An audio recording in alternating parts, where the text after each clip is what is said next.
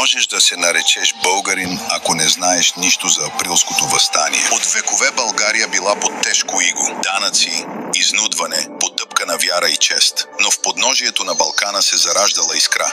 Народът не искал повече да мълчи. През пролетта на 1876 година дошъл часът, когато тази искра се превърнала в пламък. В малките градчета и села комитетите се готвели тайно. Оръжие, барут, клетви.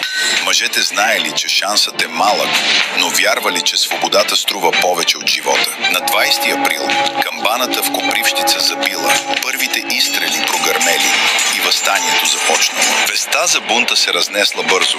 В Панагюрище, Брацигово, Батак, Перущица.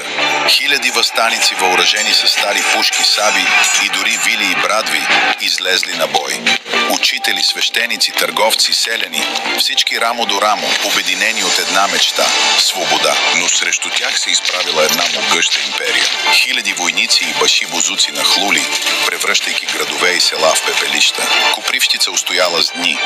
Панагюрище било опожарено, а Батак и Перущица превърнати в кървави кладенци. Въстаниците падали един по един, но не се предавали. Жени и деца се сражавали редом с мъжете, знаейки, че жертват живота си, за да оставят пример.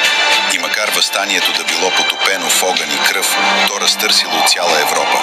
Светът разбрал за българската жажда за свобода и пътят към освобождението вече бил отворен. Априлското въстание не е просто история за поражение.